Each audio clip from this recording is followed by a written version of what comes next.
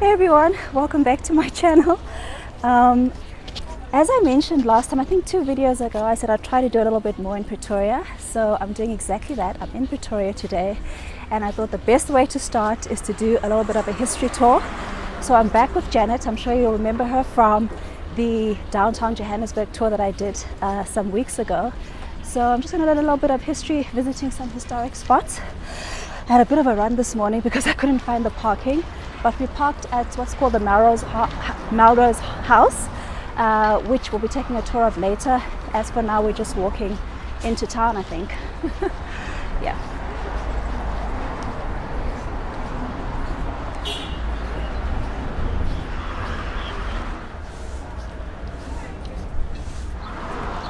One of the things that Pretoria is very famous for is the jacaranda trees, which you'll see over here on the street. Lots of those. I don't think they're in full bloom yet, but when they're in full bloom, they're really, really pretty. You just get purple everywhere on the streets, on the floors, with the petals and so on. So yeah, it really brightens up the city.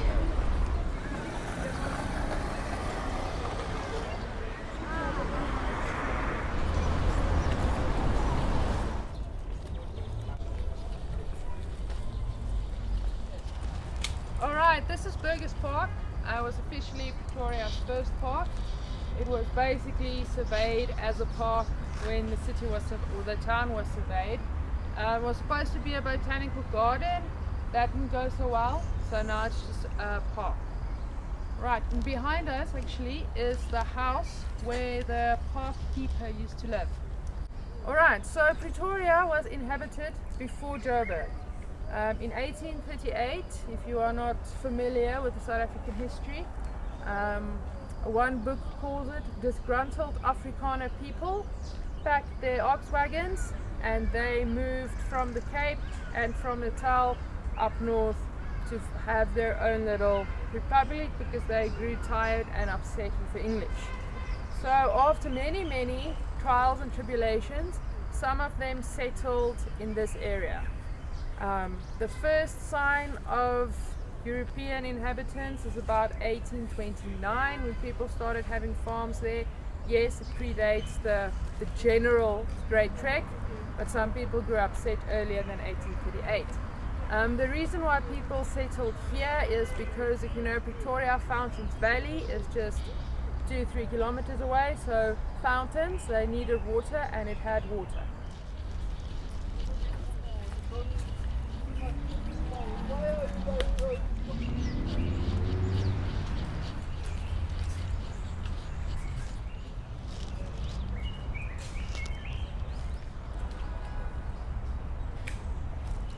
So I love here's it when tree. people know things I don't. Because my knowledge on plants is dodgy. I just call it a nice tree. Okay. Is it? A nice tree. I thought you were going to tell us about the tree now. Not. Okay, It's a big, nice tree. It's a big, nice, very old tree. It provides lots of shade. Lots of shade, for the okay. plant. Yeah. I think it's evergreen though, if I'm not mistaken. They do lose their leaves, but not all together. And the tree, the Wonderboom, that's just across the mountain, which is also like a thing to see in Pretoria, is also a wild fig. What is this tree called? A wild fig. Wild fig. wild Oh, okay. So the disgruntled Afrikaners tracked to the north, and eventually by the early 1850s they decided that they are now ready. They've established a little town called Pretoria and Potchefstroom, and they are now ready for their own republic. So after lots and lots of negotiations with the British government finally said, okay, everything north of the Vaal River can be your little republic. Okay, it was called the Zuid-Afrikaanse Republiek. All of the documents was signed in 1852 at the Sant River Convention, and then the Afrikaner establishment had control of everything north of the Vaal River. The British, although never recognized the name Zuid-Afrikaanse Republiek or South African Republic, because they felt that if it's called the Zuid-Afrikaanse Republiek, it's sort of encompasses the whole of South Africa, and it wasn't the whole of South Africa, so they didn't like it. So they, from the outset, called it the Transvaal because it's across the Vaal River. Yeah. And when they besieged Pretoria during the Second Anglo-Boer War, they actually immediately had a petition that said, okay, we are now calling this the Transvaal, no more Zuid-Afrikaanse Republiek. That being said, this guy, Thomas Franz Burger, was the 4th president of the Zuid-Afrikaanse Republiek. He also came from the Cape. When he left the Cape, he was Mr. or Dominee Burger. When he arrived in Pretoria, he was Dominee Burgers. He added an S to his name somewhere between Pretoria and the north. Nobody knows why.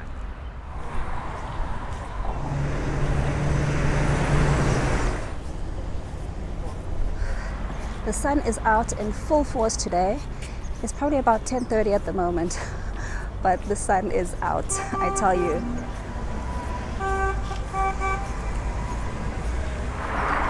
And of course I know nothing about Pretoria, so I cannot even tell you where we are, whether we're definitely not central, whether we're east, west or south, I have no idea. After very long, intricate political battles, they decided to sort of transfer South Africa from under British government to what they call the Union. So technically a union is, well, not technically, practically, unions for dummies, is when you're sort of self-governing, but the British monarch still remains your supreme head of state. But that caused a problem because they needed to choose a capital city for this new union. And everybody was fighting. They were saying, no, Bloemfontein. And then the people from the Transvaal said, no, Pretoria. And then Cape Town said, hey, what about us? So they then decided to split the capital cities. So you would have Pretoria, that's your administrative capital.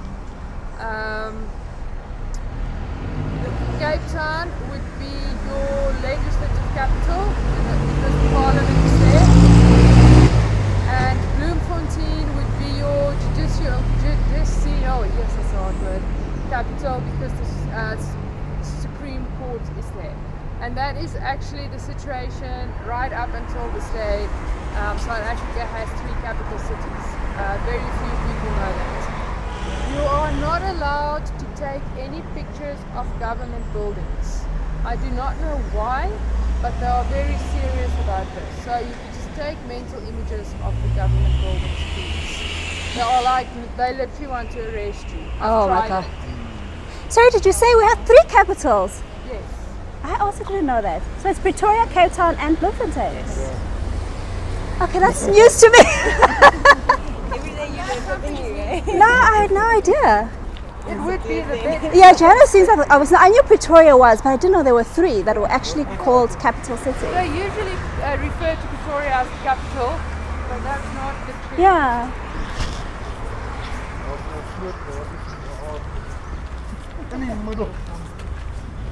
And I don't think people know you're not supposed to take pictures of government buildings. No, I also didn't know. I thought they wanted to arrest.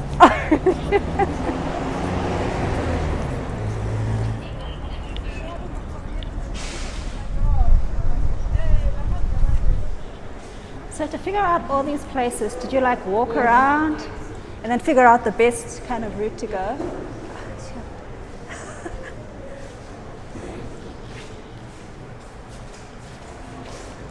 Just to show you, this is the South African Police Service archives. So Archives. if you need to retrieve a case file or something, it's all being housed here. But good luck with that. And how far does it go? And Like, I mean, how far does how it many go? years? I'm not I don't sure. know. It should be like since the dawn of time, but I don't think it's since the dawn of time that's actually here. Pretoria's first opera house was completed in the 1880s. It's now just a facade, but the facade is a national heritage site, so they have to keep the facade. So this is now just a facade with a really cool arcade that will take us to Church Square.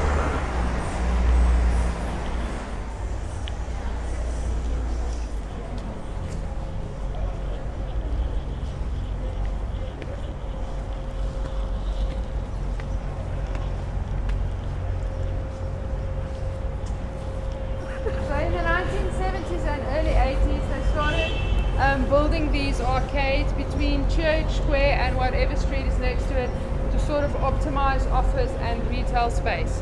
So you'll see the architecture literally screams 70s and 80s.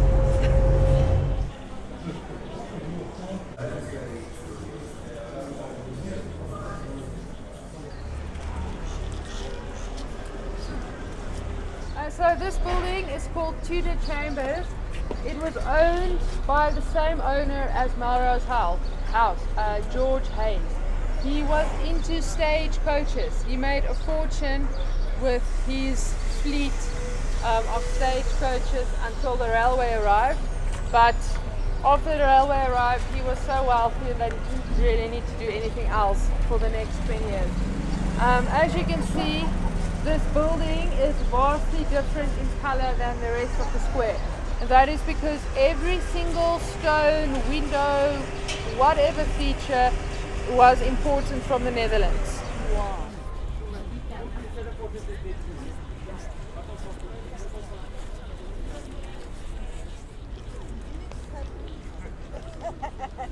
Good square, so Wow! you don't get more Pretoria than this. It is original, quintessential Pretoria.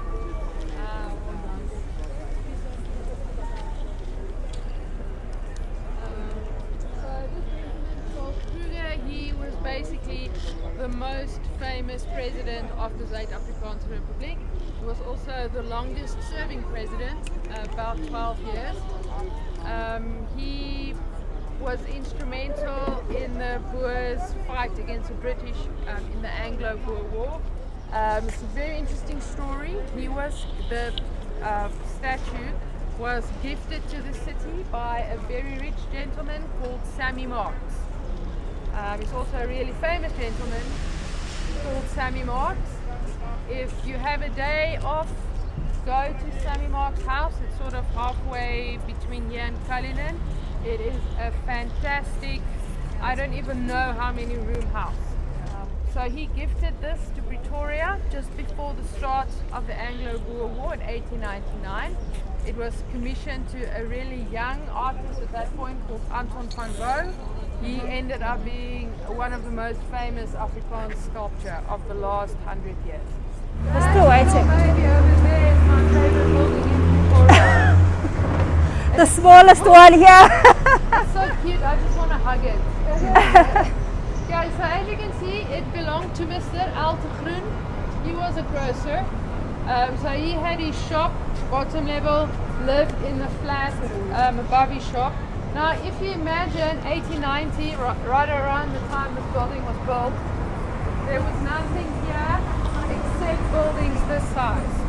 So it could have fit in nicely back then, but now you can barely see it.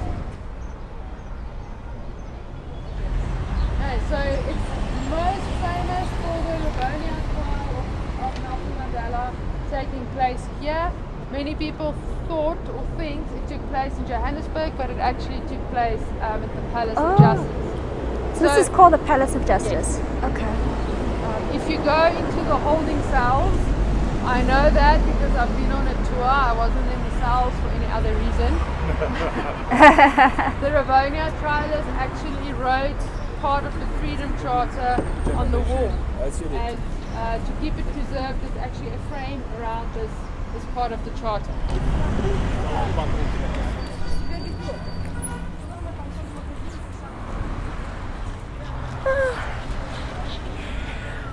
Okay, we're on the last stretch back to Melrose house now. Guys, if you're gonna come on this tour, be prepared to walk. There's a lot of walking and there's no drink stop like we did at the Johannesburg tour. So it's literally you just walk all the way until you get back to Melrose house. I think we're going to do a quick tour of Melrose house if I'm not mistaken, and then that'll be it. That'll be the end. And by the way, bring some cash on you to buy a drink on the way. I forgot to throw cash in my bag, so I had to borrow from somebody. But yeah, just be prepared for that. Oh, we're here already, I think. Oh, it's boiling. That is a strange cloud.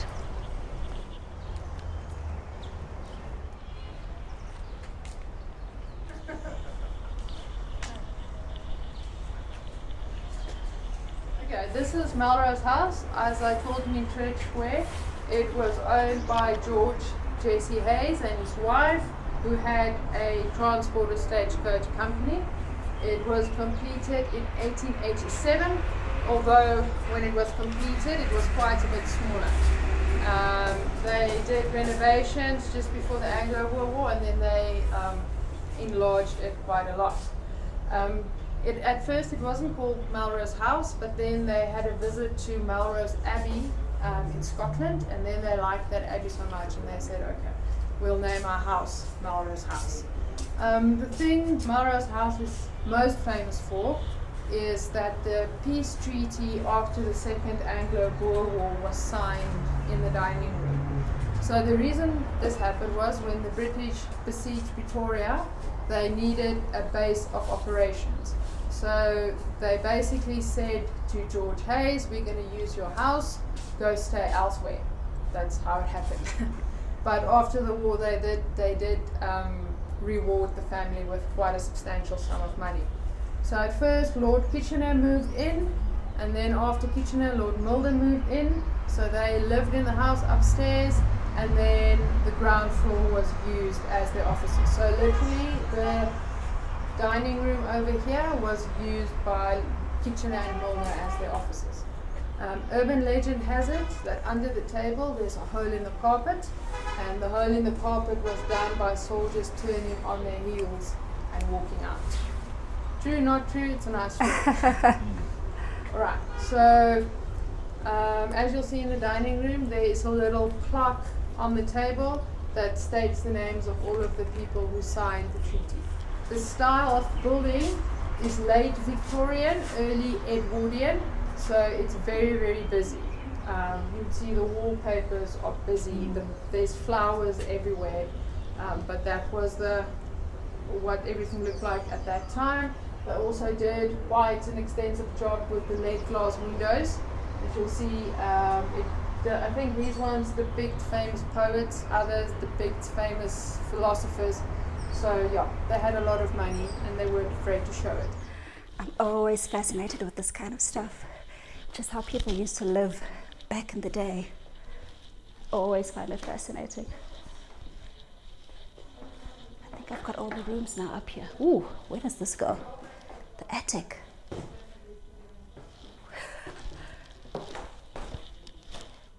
Okay, I think it's time to reverse. Go back.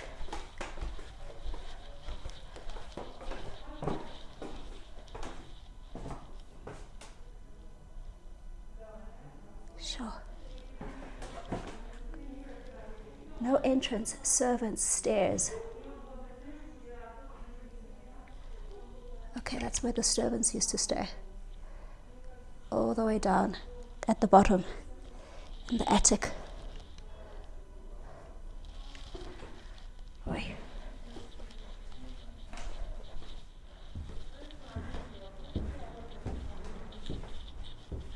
Suppose this is a family picture.